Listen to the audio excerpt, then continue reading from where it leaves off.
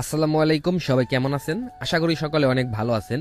দেখতেছেন মাপ টাপ দিতাছি। মাপ টাপ দেওয়ার কারণ হচ্ছে যে জায়গায় আমরা মাপ দিলাম ওই জায়গাটা হচ্ছে নিচু, যার কারণে আমাদের ওই জায়গাটা আজকে বালি দিয়ে ভরাট করতে হবে। এখানে আগে প্রথমে ছিল হচ্ছে বয়লারের শেড, যার কারণে ওই বয়লারের যে লিটারগুলো ছিল সেগুলো ওই নিচু জায়গায় পড়তো এবং তখন পানি দিয়ে ধুয়ে দেওয়া হতো।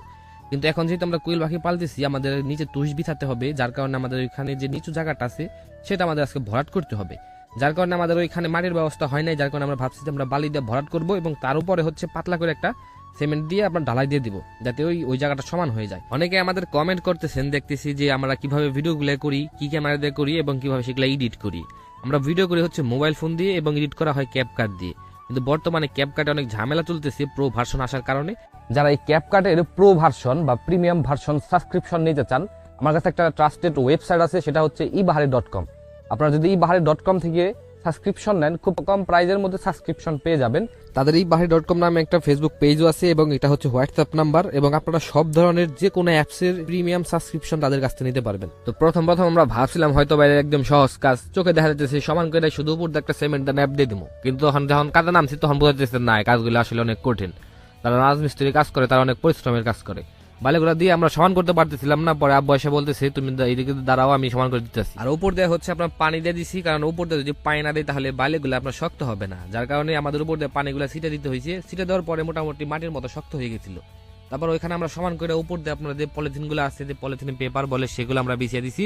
কারণ এগুলো যদি না বিছিয়ে দিই তাহলে আমাদের এইখানে যে আমাদের যদি আমরা ঢালাই করি তাহলে সেই পানিগুলো সব এই বালিতে নিয়ে যাবে, যার কারণে সেই ঢালাইগুলো নষ্ট হয়ে যাবে কিছুদিনের ভিতরে আর কি, 2-4 দিন পরে সেখান থেকে বালি উঠতে। আর এই কাজ কখনো আমরা এর আগে করি নাই, আমাদের চোখে দেখা কাজ, তারপরে কেমন হবে জানি না, আমরা আমাদের মতো করে করতেছি আর কি।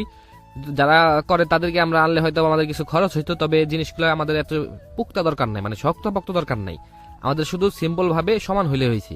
আর একটা করতে করতে মনে করেন যে জানতে না তা হয়ে গেছে মোটামুটি, কারণ এত ভারী কাজ আগে জানতাম না, আগে জানলে হয়তো বা আমাদের এগুলা করা হইতো না, বা আমরা আরো দুই একজন নিয়ে তারপর একসাথে করতাম। তো যাই হোক, আমাদের কাজ মোটামুটি এক সাইডে শেষ, আরেক সাইডে বাকি রয়েছে। এটা হচ্ছে দ্বিতীয়বার আপনার মিক্স করা হইতেছে, কারণ ওই সাইডে প্রথমবার মিক্স করছি সব ওই সাইডে লাগছে, দ্বিতীয়বার মিক্স করে আমরা সুন্দর করে আমরা সাজিয়ে দিতেছি। কারণ এগুলা হচ্ছে আমার ছোট ভাইতে আছে, হ্যাঁ দেখে মনে হচ্ছে হ্যাঁ পাকা মিস্ত্রি, সে কিন্তু একদিনও কাজ করে নাই, মানে এত নিখুঁত ভাবে ধরে ধরে সে কাজ করতেছি। যাই হোক, সেই লাস্ট ফিনিশিং যেটা ছিল সেটা মনে করেন আমি দিয়ে দিলাম সুন্দর করে, সমান করে একদম তেলতলা করে দিয়ে দিলাম। তেলতলা হোক বা না হোক, সুন্দর করে আমাদের একটা শক্তপোক্ত খালি দরকার, যাতে এগুলোর উপর পাখির যে তুষগুলো আছে নিচে যেগুলো থাকবো সেগুলো আমরা বিছাইতে পারি সমানভাবে। তো যাই হোক, আপনাদের দোয়ায় আল্লাহর রহমতে আমাদের কাজ আজকের মতো এখানে শেষ, মানে আমাদের কাজগুলো আজকে শেষ। কালকে হয়তো বা এখানে যদি আমরা দেখি যে একটু শক্তপোক্ত হয়েছে, তাহলে কালকের ভিতরে আমরা ছেড়ে দেবো, কারণ ওই রুম যেটা পাখির রুম যেটা, ওই রুমের ভিতরে পাখিগুলো অনেক বেশি হয়ে গেছে, মানে জায়গা হইতেছে না। তো যাই হোক, সবাই ভালো থাকবেন, সুস্থ থাকবেন, আর আমাদের ভিডিওগুলো আপনাদের কেমন লাগে অবশ্যই কমেন্ট বক্সে কমেন্ট করবেন। আল্লাহ হাফেজ।